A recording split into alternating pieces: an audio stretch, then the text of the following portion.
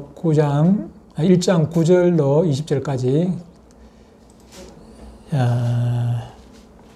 교독하겠습니다. 오래간만에 교독하면 조금 기니까 9절로 20절까지 교독합니다. 홀수는 제가 읽고 짝수는 여러분들이 큰 소리로 읽겠습니다. 제가 먼저 읽습니다. 요한복음 1장 요한계시록, 요한복음이 아니고 죄송합니다. 요한계시록 1장 요한계시록 1장 9절로 20절까지 제가 먼저 읽습니다. 나 요한은 너희 형제여 예수의 환난과 나라와 참음에 동참하는 자라. 하나님의 말씀과 예수를 증언하였으므로 말미암아 반모라 하는 섬에 있더니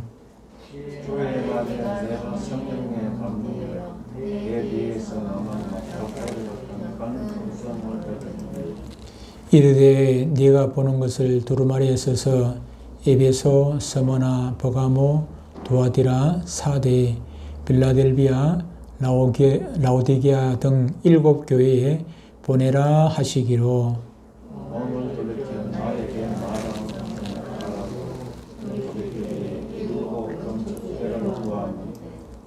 촛대 사이에 인자 같은 이가 발에 끌리는 옷을 입고 가슴에 금띠를 띠고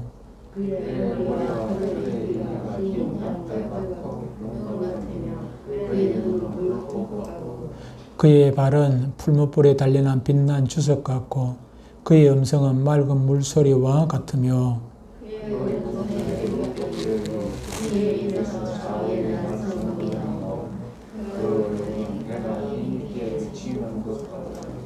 내가 볼 때에 그의 발 앞에 엎드러져 죽은 자 같이 되매 그가 오른손을 내게 얻고 이르시되 두려워하지 말라.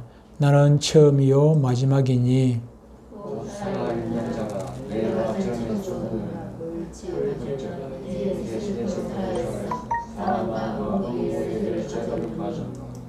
그러므로 네가 본 것과 지금 있는 일과 장차 될 일을 기록하라.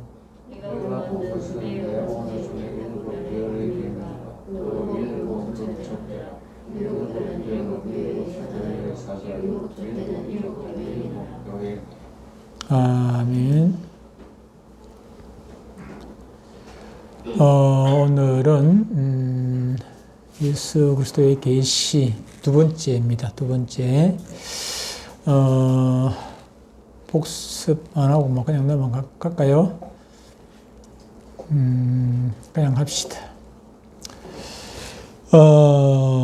오늘은 사도 요한이 계시를 받은 그 섬이 무슨 섬이었습니까? 아까 읽어보니까 어디라 했습니까? 반모섬, 반모라 하는 섬. 이 반모섬은 길이가 16km, 그러니까 한 40리, 우리 하는 말로 40리, 16km 정도 되고, 폭은 약 10km 정도의 그렇게 크지 않은 조그만한 섬인데, 우리 에베소서 있죠. 에베소 남쪽으로 약 90km 떨어진 에게해에 위치하고 있습니다. 이 섬은 당시 채석장, 돌 캐는 채석장, 그리고 탄광이 있었고, 많은 제수들의 유배지로서 그렇게 유명한 그런 곳이었습니다. 사도 요한은 당시 로마의 도미시안 황제 때에 황제 숭배를 거부를 하고 예수를 증거한다는 이유로 이 섬에 잡혀와서 동굴에서 이제 기도하는 중에 하나님의 계시를 이렇게 받게 되었던 것입니다. 자, 첫 번째 문제입니다. 사도 요한이 반모섬에 갇힌 이유는 무엇인가요? 반모섬에 갇힌 이유는 자, 보기 드립니다. 무엇입니까? 반모섬에 왜 갇혔다 했습니까? 아까 말씀을 읽었죠. 1장 9절 말씀을 읽었는데 유대인이라는 이유 때문이었습니까? 아니면은 하나님의 말씀 때문이었습니까? 예수님의 증언, 황제를 잘못 증언 무엇이었습니까? 두 가지. 예? 야, 봅시다. 그럼 계시록 1장 9절. 나 요한은 너희 형제여 예수의 환난과 나라와 참에 동참하는 자라. 하나님의 말씀과 예수를 증언하였으므로 말미암아 반물하는 섬에 있었더니 뭐라고요? 두 가지. 이 복이 보이네. 복이 있는데. 어?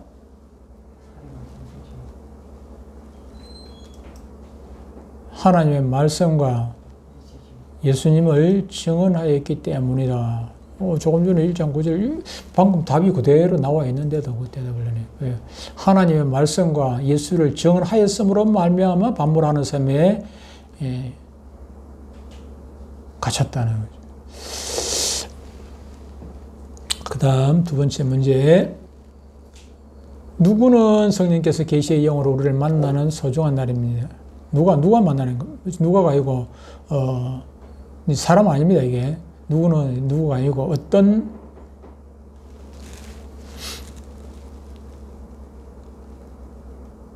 보게 드릴게요. 이 보기 보고 못 맞지만 무엇입니까? 크게 얘기해야 돼. 입만 뻥고 해가지고는 하나님은 아시는데, 입만 뻥그래도 하나님 아십니다. 하나님 아시는데 나는 잘 몰라. 주일은 성령께서 계시의 영으로 우리를 만나주시는 그런 소중한 날입니다. 계시록 1장 10절에 주의 날에 있잖아요. 주의 날. 주의 날이 바로 주일이잖아요. 그죠? 주의 날에 내가 성령에 감동되어 내 뒤에 나는 나팔소리 같은 큰 음성을 왜 주의 날이라고 표현해 놨습니까? 이 날을 그들은 거룩한 날을 지키고 있었기 때문에 주의 날이라는 걸 특별히 알지. 안 그러면은 구약시대 같으면 안식 후 첫날에 이렇게 했을 거 아닙니까? 안식일 다음 날에 이렇게 표현했을 텐데, 그때는 안식일이 귀한 날이었거든. 그래서 안식일 다음 날에 이렇게 표현했을 텐데, 주의 날이라고 표현한 것은 이 날이 그만큼 귀하게 여겼던 시대였다는 그날을 이미, 그래서 그날 주의 날에 주님이 부활하신 주일에 이때 당시에는 모여가지고 그렇게 모임을 갖고 하나님을 찬양하고 하는 그런 시기에 이렇게 주의 날이라고 표현을 해 놓았던 것입니다. 구약의 안식일은 토요일이지만은 예수님이 죽음을 이기시고 난 후 초대교회 성도들은 안식일 대신 이제 주일을 지키기를 시작을 했습니다. 사도행전 20장 7절이라든지 고린도전서 16장 2절에 보면은 그런 것들을 알 수가 있습니다. 우리는 주일을 안식일처럼 그렇게 지키서는 안 되겠죠, 그죠? 안식일처럼 그렇게 명령이기 때문에 그렇게 지킨다 그런 것보다는 주일을 통해 가지고 우리는 구약시대에 안식일을 안 지키면은 막 돌에 맞고 막 그렇게 했지만은 우리는 지금 자의적으로 스스로 주의를 통해 가지고 내가 구원이 확정된 날 아닙니까? 예수님이 부활하심으로 말미암아 우리의 구원을 확증시켜 주신 그런 날인데, 구원을 이루어 주신 날인데 그 은혜가 너무 고맙고 감사해서 우리는 지키라고 말씀을 안 하셔도 스스로 지킬 수 있는 그런 자들이 되어야 합니다. 세 번째 문제, 나팔 소리는 무엇을 예고하는 소리입니까? 나팔 소리는 조금 전에 읽었죠. 1장 10절에 뭐라고 얘기합니까? 계시록 1장 10절에 주의 날에 성령의 감동 내 뒤에서 나는 나팔 소리 같은 큰 음성이 들으니, 출애굽기 19장에도 나팔이 나와. 19장 12절에 주날의 아침에 우리와 번개 빽빽한 구름단이 있고 나팔 소리가 들리니, 이 나팔 소리가 난다는 것은 두 가지의 공통점이 있는데, 계시록 1장 10절하고 출애굽기 19장 10절에 나오는 나팔 소리가 등장하고 나니까 나팔 소리가 나오고 나니까 그 뒤에 누가 등장을 합니까?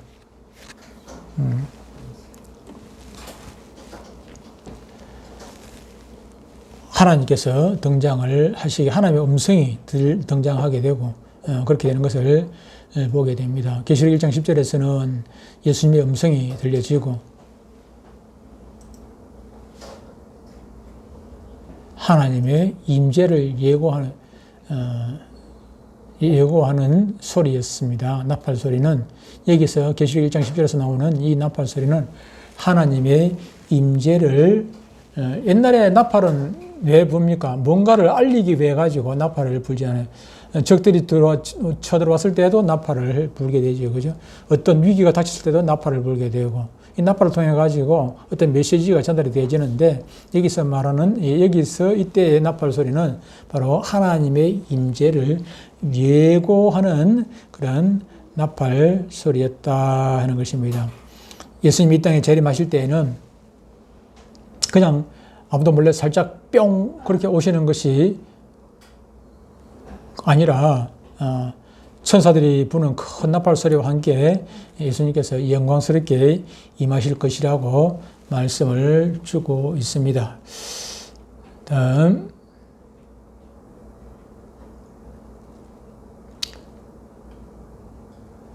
누구와 함께 하시는 예수님일까요?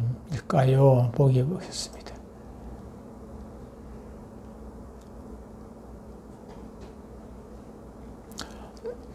누구와 함께 하시는, 예수님께서 누구와 함께 하십니까? 계시록 12장부터 12절부터 16절까지를 한번 읽어보겠습니다. 미리 잘 읽으면서 이제 이게 답이 요 가운데 있을 거니까 잘 기억해 놨다가 요 다음 문제를 쭉, 다음 문제를 쭉 풀어보시기 바랍니다. 몸을 돌이켜 나에게 말하는 음성을 알아보려고 돌이킬 때에 7 검 촛대를 보았는데 촛대 사이에 인자 같은 이가 발에 끌리는 옷을 입고 가슴에 검띠를 띠고 그의 머리와 털의 희기가 흰 양털 같고 눈 같으며 그의 눈은 불꽃 같고 그의 발은 풀불에 단련한 빛난 주석 같고 그의 음성은 맑은 물소리 같으며 그의 오른손에 7 별이 있고 그의 입에서 좌우에 날선 검이 나오고 그 얼굴은 해가 힘있게 비치는 것 같더라 그랬습니다. 자, 누구와 함께 하시는 예수님, 성도와 함께 하시는 예수님, 주의 종과 함께 하시는 예수님, 교회와 함께 하시는 예수님. 13절에 다시 한번 볼까요? 촛대 사이에 인자 같은 이가 발에 끌리는 옷을 입고 가슴에 걸며 촛대 사이에, 이 촛대가 무엇일까요? 촛대가. 촛대는 교회를 상징한다. 네가 본 것은 내 오른손에 7 별과 별의 비밀과 그 7 검 촛대라. 7 별은 7 교회의 사자요. 촛대는 7 교회니라. 촛대는 사자고 7 별은 뭐라고요? 교회의 사자라. 기억을 하시길 바랍니다. 구약 성전의 성소에는 7 순금 등대가 있었고 여기에 기름을 붓고 불을 밝히면 성소 안이 환해지게 됩니다. 이때 밝혀지는 7 등불은 바로 성전된 우리 교회, 교회 안을 밝히는 그런 성령을 의미를 한다 할 수 있을 것입니다. 첫사랑을 회복하지 않으면은 네 촛대를 그 자리에서 옮기리라 그렇게 했지 않습니까? 이 말씀은 예수님의 말씀은 교회에서 성령의 역사를 거두어 가시겠다는 예수님의 경고의 말씀이시고 또 성령이 임재하지 않으시는 그런 교회는 결코 교회가 아니라는 사실을 말씀을 해주고 있는 것입니다. 두 번째 문제 5-2번 문제. 예수님은 어떤 분이십니까? 무엇 대신 예수님?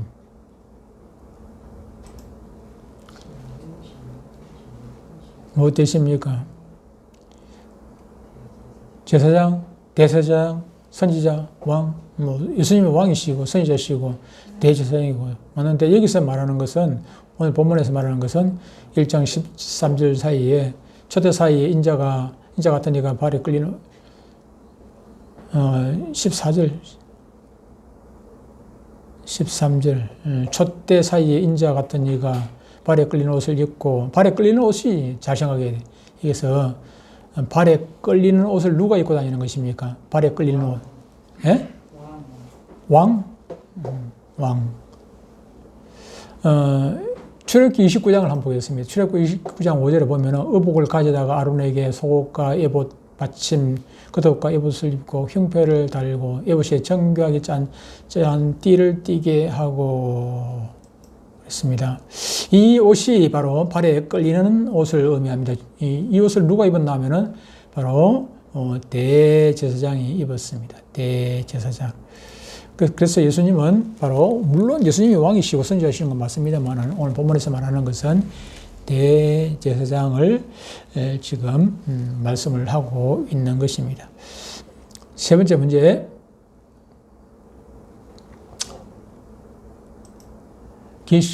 무엇하신 예수님 흰 머리털. 계시록 1장 14절에 그의 머리와 털의 희기가 양털 같고 그랬습니다. 그의 머리와 털의 희기가 흰 양털 같고 눈 같으며 그의 눈은 불꽃 같다 그렇게 말씀을 했습니다. 그렇다면 이것은 무엇을 의미하는 것일까요? 다니엘서 7장 9절에는 이렇게 말씀합니다. 내가 보니 왕자가 놓이고 옛적부터 항상 계신 이가 좌정하셨는데 그의 옷은 희기가 눈 같고 그의 머리털은 깨끗한 양의 털 같고 그의 보좌는 불꽃이요 그의 바퀴는 타오르는 불이며 라고 말씀을 하고 있습니다. 여기서 흰 머리털은 무엇을 상징하냐면은 깨끗한 것을 말합니다. 이 깨끗이라는 여기서 깨끗하신 예수님 이렇게 표현하고 여기서는 답은 이제 성결인데 성결이 깨끗하다는 의미죠. 같은 깨끗해도 되는데 성결을 의미한다 이렇게 답을 적어 놨습니다. 다니엘서 7장 9절로 10절에 보면은 내용을 보면은 보좌 중앙에 앉아서 책들을 펴놓고 흰 보좌에 심판을 베푸시는 그 하나님을 말씀을 하고 있는데 그분이 바로 예수님이다고 하는 것을 알 수가 있습니다. 네 번째 문제, 예수님은 또 어떤 분이실까요? 불꽃 같고 그렇습니다. 머리털은 흰데 불꽃 같은. 계시록 1장 13절에 불꽃 같다. 14절에 방금 읽은 14절 13절에 14절에 그의 눈은 불꽃 같고 그렇게 표현했습니다. 불꽃 같고 계시록 22장 23절에도 보면 또 내가 사망으로 그의 자녀를 죽이려니 모든 계가 나는 사람의 뜻과 마음을 살피시는 자인 줄 알리라. 내가 너희 각 사람의 행위대로 갚으리라. 뭐 하는 분입니까 이분이 도대체? 뭐 하는 분이라는 것입니까? 불꽃 같고 이 말은 눈으로 뭐 합니까? 눈으로 뭐 해요? 우리 눈으로 보지요. 눈으로 보잖아, 그죠? 눈으로 본단 말이에요. 근데 우리 눈은 흐릿해가지고 제대로 못 보는 게 많지만 예수님은 확실히 다 보고 계시죠. 다 보고 계시죠. 감찰하시죠. 우리는 모든 일거수일투족을 다 살펴보시는 그런 분이십니다. 다윗은 나의 모든 생각과 행위를 익히 아시는 주님을 피할 수 없다고 시편 139편에서 말씀을 했습니다. 우리 성들도 심판이 있다는 사실을 기억을 해야 합니다. 그냥 뭐 천국 가면 되지 그런 생각 가지고는 안 되고 반드시 하나님 앞에 가서 선다는 사실을 주님 앞에 심판주 앞에 가서 선다는 사실을 기억을 해야 됩니다. 예수 믿으면 심판대 앞에 안 섭니까? 예수 믿어도 분명히 가서 섭니다. 우리가 어떻게 살았는지 가서 심판을 받아야 돼. 지옥 가지는 않는데 심판을 반드시 받게 된다는 사실을 꼭 기억을 해야 됩니다. 그렇다면 5번 문제 보겠습니다. 다섯 번째, 예수님은 어떤 분이신가? 공의로 뭐 한다고 방금 얘기했죠. 공의로 뭐 한다고요? 예수님이? 조금 전에 얘기했잖아요. 감찰하시는 분, 감찰을 왜 감찰합니까? 왜 살핍니까? 왜? 그냥 뭐 누가 오나 그거 보는 것입니까? 제대로 지금 신앙생활을 하고 있는지 안 하는지 그거 쳐다보는 거 아닙니까? 왜 쳐다보는 것입니까?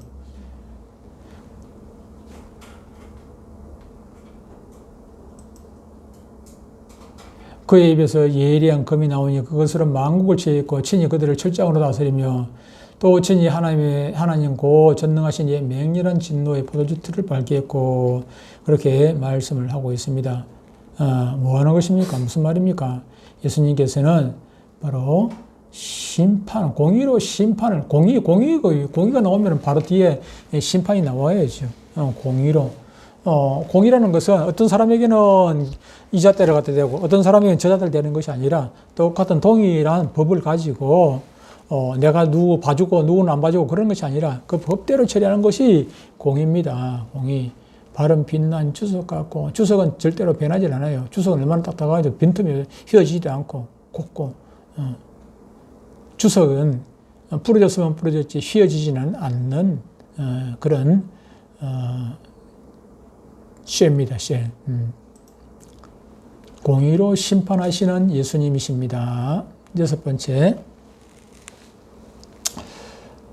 예수님. 지금도 예수님을 지금 소개하고 있는 거예요. 지금 교회 가운데 함께 하시는 영광스러운 예수님의 모습을 지금 보고 있습니다.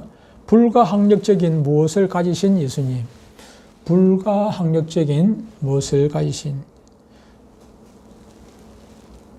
맑은 물소리 같으며, 여기 이제 집중을 하시면은 그의 발은 풀무불에 달리는 빛난 주석과 그의 음성은 맑은, 그의 음성, 예수님의 음성은 맑은 물소리 같으며 그랬습니다.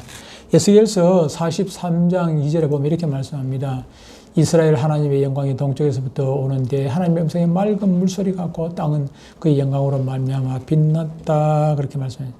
파도가 밀려올 때 그 장원 물결 앞에 모든 사물이 다 쓸려가듯이 예수님의 음성은 아무도 대항할 수 없는, 예수님 앞에 누가 대항을 하겠습니까? 불가항력적이죠, 그죠? 불가항력적. 예수님한테 누가 감히 달라들 수 있습니까? 불가항력적인 무엇을 가졌다고요? 권세를 가지신 예수님. 예수님과 대적할 사람이 누가 있겠습니까? 대적할 존재가 아무도 이 땅에는 없는 것입니다.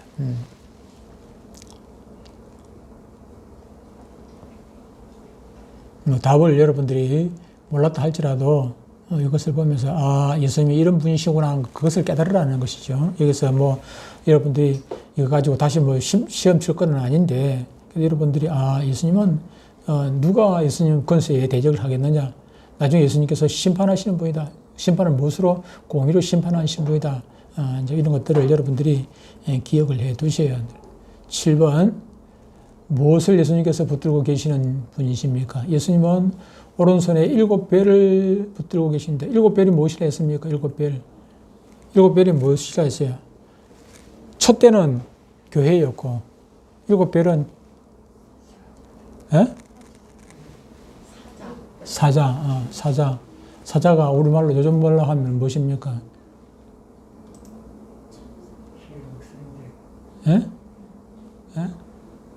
누구라고? 주의 종들을 붙들고 계신다.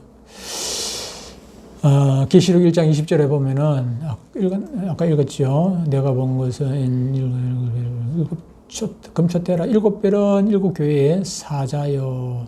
사자가 무엇입니까? 어르렁거리는 그 사자가 아니고, 동물 사자가 아니고, 사자라는 것은 대사 요즘 보내잖아요. 그게 대사, 특사 보내잖아요.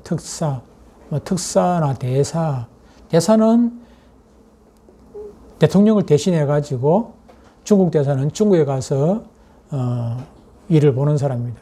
대한민국, 중국에 가서 중국 사람 하는 게 아니고, 중국에 가 있는 한국 교포들한테는 그 대사가 대통령이라, 한국 대통령을 대신해 가지고 중국에 있는 한국 교포들을 다스리는 사람이 대사단 말이에요.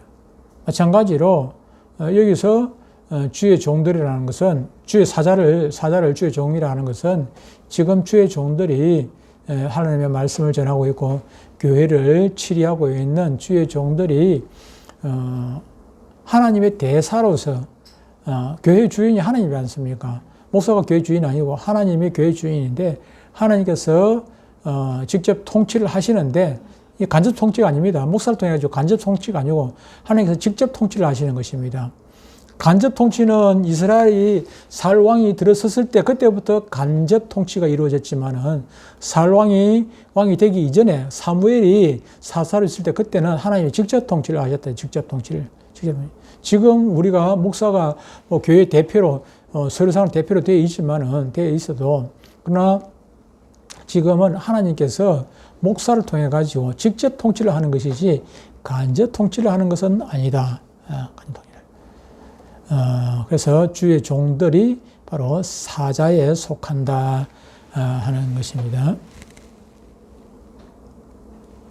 오른손에 이 오른손 계시록 2장 1절에 보면 에베소 교회의 사자에게 편지하라. 오른손에 7배를 붙잡고 7 금초대 사이를 거니시는. 근데 이 7배를 왼손이 아니고 오른손으로 붙들고 있다는 것입니다. 오른손은 예수님께서 하나님 보좌 어느 쪽에 있습니까? 오른편이니까 왼쪽입니까? 예수님께서 하나님 보좌 오른편에 있습니까? 왼편에 있습니까? 오른편이죠. 오른편이라는 것은 항상 오른손은 그 권능을 의미합니다. 그 사람의 권능. 오른손이 요즘이니까 뭐 왼손잡이가 많이 있긴 하지만 옛날에는 어릴 때마다 왼손잡이는 우리 어릴 때 뭐라고 했냐면 왼손잡이를 보고 불효자식이래요. 불효자식. 왜 그러냐면 아버지가 그 부모가 그 왼손잡이 안 시키고 오른손을 가지고 뭐를 했을 텐데 지금 부모 시킨다 안 하고 고집 부려가지고 왼손으로 밥 먹는다고. 그래서 불효자식이래. 오른손이 그만큼 이 권능을 의미해요. 전부 다 오른손잡이잖아요. 대부분은 그죠? 대부분 오른손 권능을 의미를 합니다. 이사야 41장 10절에 보면 두려워하지 말라. 참으로 나의 의로운 오른손으로 너를 붙들으라. 참으로 나의 왼손이 아니고 오른손으로 너를 붙들어 주겠다. 그렇게 말씀을 하고 있죠. 8번 무엇으로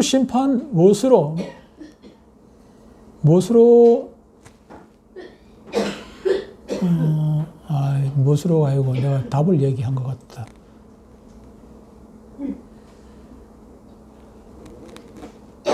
이게 뭘까요? 말씀으로 뭐 하는 분, 말씀은 답이 아니고, 말씀으로 불꽃 같고 그랬잖아요. 그죠?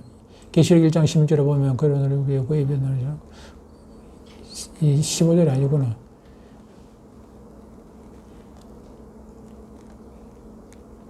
그의 오른손에 그의 오른손에 7별이 있고 그의 입에서 좌우에 날성검이 나오고 그의 얼굴은 해가 힘있게 비치는 것 같더라. 이사야 11장 4절에 보면 이렇게 말씀합니다. 이사야 11장 4절에 공의로 가난한 자를 심판하며 정직으로 세상에 겸손한 자를 판단할 것이며 누가 예수님께서 그의 입에 막대기로 세상을 치며 그의 입술의 기운으로 악인을 죽일 것이며. 이게 무슨 말입니까? 이것은 바로 예수님이 말씀으로 심판하시는 분이라는 것을 말씀하고 있습니다. 여기서 말씀이라고 심판하시는 답을 제가 조금 잘못 적었는데 말씀으로 심판하시는 예수님이십니다. 말씀으로 심판하시는 예수님. 데살로니가 후서 2장 8절에는 이렇게 말씀합니다.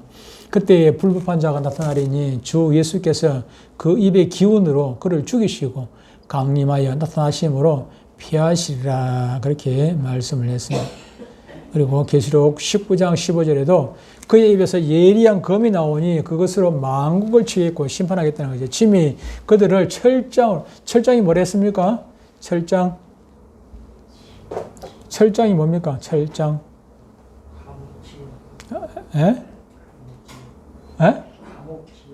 감옥지옥. 감옥지옥. 땡. 함양집사. 철장이 뭐예요? 함양집사. 오케이. 쇠지팡이. 철장. 쇠지팡이입니다. 쇠지팡이. 철장으로, 쇠지팡이로 다스린 쇠지팡이로 주편이 말하면 심판하는 지팡이입니다.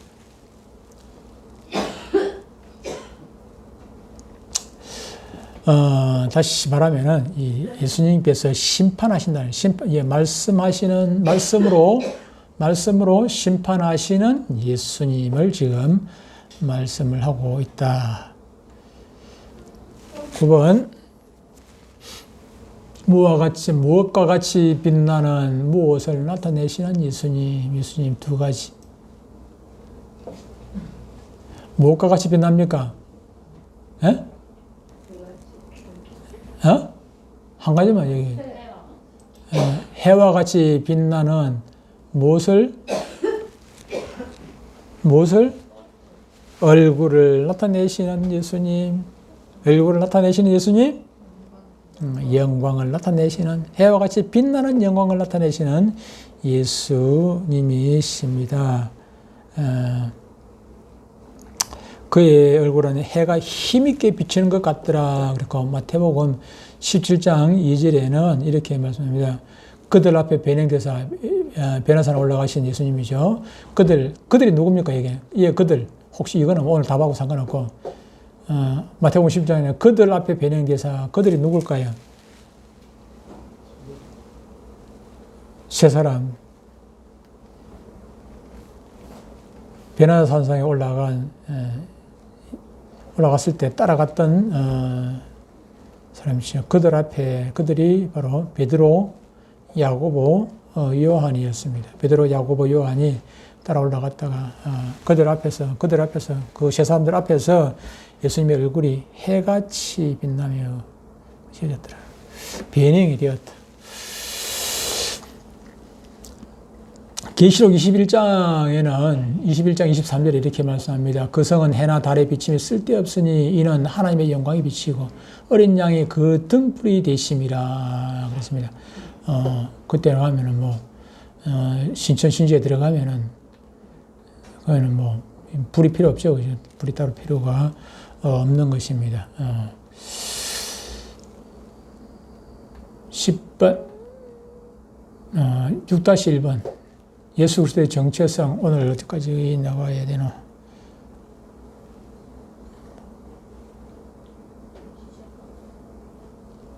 거의 다 되어갑니다. 다 됐어.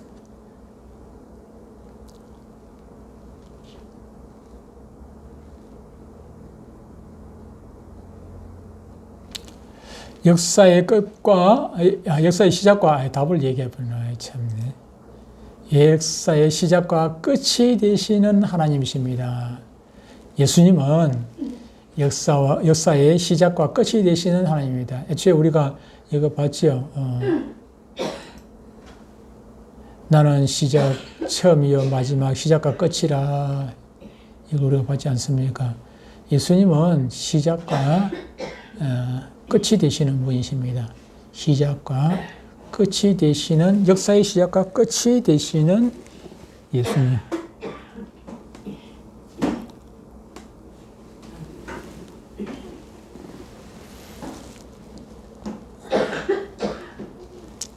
계시록 22장 13절에도 이렇게 말씀합니다. 나는 알파와 오메가요 처음과 마지막이요 시작과 마침이라.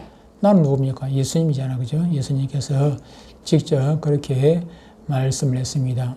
시작과 끝이라는 것은 무엇의 시작이라고? 조금 전에 얘기한 역사의 시작, 역사의 마침이 바로 예수님으로 말미암아 이루어진다 하는 것을 말씀합니다. 역사는 무엇입니까?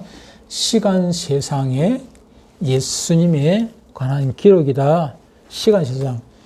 역사 있기 이전에 시간이 있기 전에는 역사가 없었죠. 그죠? 시간이 없었으니까 저는 역사라는 게 있어요. 시간 세상 이전에는 인류도 존재하지 않았죠. 천지 만물에 아무것도 없었어요. 아무것도 없었어요. 그래서 시간 세상, 태초에 하나님이 천지를 창조하시니라. 이때부터 시작해가지고 시간 세상이 시작이 되어지고, 역사가 시작이 되는 것입니다. 그리고 예수님께서 재림하시면은 그때가 재림하시고 심판 이루어지고 나면은 그 이후로는 역사가 끝이 납니다. 우리의 일반적인 역사. 그 위에도 뭐 역사가 있다고 생각하는 사람도 있긴 한데, 그것은 아닙니다. 왜 그러냐면 끝이라고 했으니까 끝이 역사의 끝을 얘기하는 거예요. 거기에 끝. 그러면 그 뒤에는 오직 시간 세상이 아닌 영원 세상으로 들어가는 것입니다. 영원 세상이 아니면은, 늘 말씀드리지만은 지옥과도 뭔가, 조그마한 소망이 조금은 있게 되어 있어요. 조그마한 소망이 있겠지만 시간이 흐르지 않으니까 거기는 시간 세상이 아니게 시간이 흐르는 그런 역사, 지금 우리가 있는 이런 세상이 아니기 때문에 거기에는 들어가면 절망이죠. 절망. 지옥에 가면 절망인 것입니다. 지옥에 가면 될 모양이고. 천국에 가면은, 천국 가도, 만약에 시간이 흐른다면은, 천국 가도 또 불안할 수가 있죠. 그죠? 언젠가는 이 천국이 끝나버린다 생각하면은 불안하지 않겠습니까? 그런데 거기는 지금 시간 세상이 아니기 때문에, 영원 세상이기 때문에 불안할 필요 없어요. 거기는 한번 들어가면은 영원히 천국에서, 안 죽고 영원히 살게 되기 때문에 불안할 필요도 아무것도 없죠. 염려, 근심, 걱정이 있을 필요가 없죠. 그죠? 그것이, 의미하는 것이 바로 이것이다. 역사의 시작과 끝이 되시는 하나님이 바로 예수님이시다. 그 다음,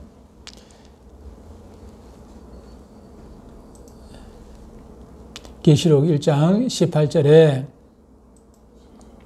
고 살아있는 자라 내가 전에 죽었었노라 볼죄다 이제 세세토록 살아있어 사망과 음부의 열쇠를 가졌노니 그렇게 했습니다. 답이 나왔네요. 뭐요? 세세토록 살아계신 하나님. 세세토록 살아계신다는 것은 이 세세는 무엇입니까? 세상 얘기잖아요. 그죠? 세상이라는, 이 세라는 것은 해를 의미해, 해. 세상, 해. 하늘에 떠 있는 해가 아니고, 시간의 해, 금년 한 해, 내년 해. 그러니까, 다시 말하면은, 오는 세상, 가는 세상, 다시 말하면은, 지금 현재 시간 세상뿐만 아니라 영원 세상까지 영원토록 그렇게 살아계시는 하나님을 의미를 한다. 누가? 예수님이 그런 분이다. 하는 것입니다.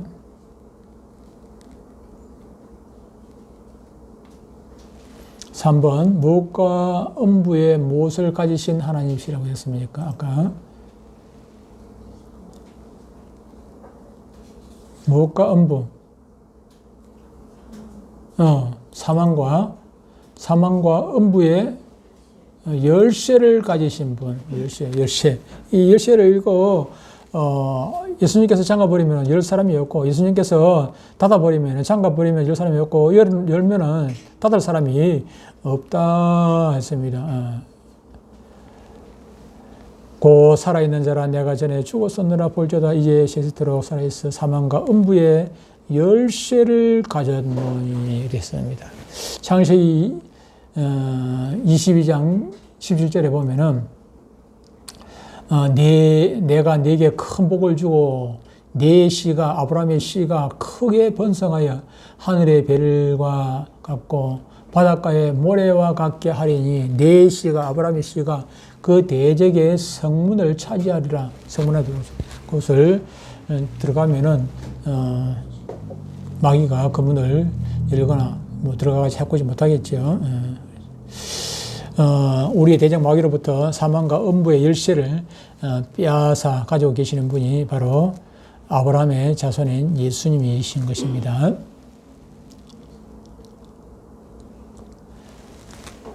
자, 마지막 문제입니다. 계시록의 기록에 대한 예수님의 명령입니다. 명령. 누구에게? 요한에게 준 명령입니다. 내가 본 것은 계시록 1장과 환상을 말합니다. 자, 보기. 내가 본 1장 19절 한번 읽어보겠습니다. 그러므로 내가 본 것과 지금 있는 일과 장차 될 일을 기록하라 그랬습니다. 이것은 여러분들이 답하기 어렵겠는데 답을 제가 가르쳐 드릴게요. 세 가지인데 내가 본 것은 계시록 1장과 4장, 5장까지의 환상을 얘기합니다. 2장, 3장 빼고 1장 그리고 4장, 5장에 보면 4장, 5장에 뭐가 나옵니까? 저 천국 상황이 나오죠. 그죠? 4장, 5장까지의 환상을 말합니다. 환상. 그리고 내가 본 것, 그리고 지금 있는 일. 지금 있는 일은 계시록 무엇을 얘기하는 것입니까? 지금 있는 일. 지금 있는 일은 2장, 3장. 2장, 3장은 지금 무엇입니까? 아시아의 7교회죠. 그죠? 아시아 7교회가 쭉 2장, 3장에는 전부 나옵니다. 7교회가 쭉 나오죠. 7교회로 시작해가지고 7교회로 끝이 납니다. 그 7교회가 지금 있는 일, 그런데 나머지 장들, 다시 말하면 6장부터 22장까지의 내용들은 장차 될 일입니다. 6장부터 22장까지가 이제 본장이라고 볼 수 있는데, 장차 일어날 일들을 요한 입장에서 보면은 장차 일어날 일들이 거기 기록이 되어 있다 말씀을 하고 있는 것입니다. 우리가 이것이 참 어떻게 보면은 계시록을 공부를 한다는 것이 참 힘들고 따분하기도 하고 이게 그렇게 중요하나 그렇게 생각할 수도 있어요. 왜 그렇습니까? 왜 그런 것, 여러분들이 너무 이제 천국만 들어가면 되지, 복잡하게 이런 거 알아야 되나, 그렇게 생각하실 수도 있는데, 근데 문제는, 행여나 우리가, 천국 가기 전에 예수님이 재림을 하면은, 이 상황 판단이, 안 되는 거예요. 이걸 이제 계시록을 공부를 안 해놓으면은 상황 판단이 안 될 수가 있어요. 상황 판단이. 앞으로 예를 들어 7년 대화나 어떤 사건이 왔을 때 그런 일들이 실제로 우리 가운데 일어났을 때 이것이 무슨 얘기냐, 이것이 무엇인고, 만나를 볼 때 처음 이스라엘 백성들이 이 만나가 뭔지를 몰랐어요. 이것이 무엇인가? 그게 만나 이름이었어요. 만나. 이게 뭐고, 이게 우리말로 이게 뭐고, 이렇게. 도대체 이게 만나를 보고 처음 보는 거거든. 처음 보고 이게 뭐고, 이래. 그 이름이 이게 뭐고야. 이거 뭐고, 우리말로 하면은. 우리말로 하면. 우리 경상도 사투리로 하면 이거 먹고 이게 만나.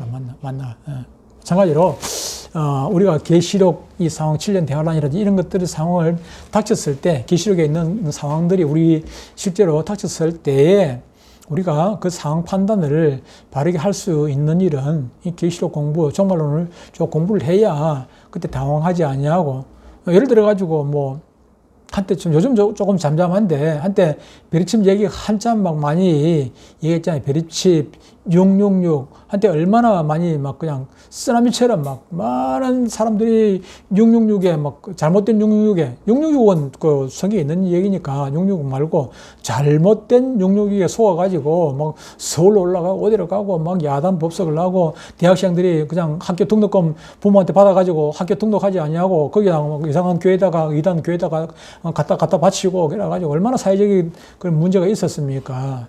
그런 것들은 이 계시록을 제대로 공부를 안 했기 때문에 그런 문제가 생기는 것이거든요. 그래서 여러분들은 이 계시록 공부를 좀 잘 하시고, 그래서 사이에 어떤 현상들이 생길 때 누구 말에 쏙 지금 우리 교회 나오던 사람 중에서 몇몇 사람이 그런 사람이 있어요. 몇몇 사람이 지금 유튜브에 가면 계시록 이상한 소리 많이 하거든요. 그걸 듣고 그냥 솔깃해가지고 요번에도 그 백신 맞으면 안 된다고. 목사님 백신 맞으셨어요? 그래. 맞았지, 내야. 맞았지. 나는 1차, 2차, 3차까지 다 맞았는데. 그럼 맞으면 안 된다고. 왜 맞으면 안 돼요? 그게 되게 뭐라고. 아유, 정말로. 똑바로 알아야 됩니다. 그냥 말에 해놓게 돼가지고, 그렇게 하면 안 돼요. 그런 걸 가지고 사람들은요, 이상한 소리 하면 거기에 이긴가 하고 잘 속아 넘어가요. 왜 속아 넘어갑니까? 마귀가 그 가운데서 역사하기 때문에. 우리가 생각하면 말도 안 되는 얘기잖아요. 하나님께서 선악과 따먹지 말라 했는데, 안 따먹으면 되는데. 근데 그냥 선악과 보니까 그냥 먹고 싶어. 왜 먹고 싶습니까? 옆에 마귀가 자꾸 먹고 싶도록 그냥 충동을 한단 말이에요.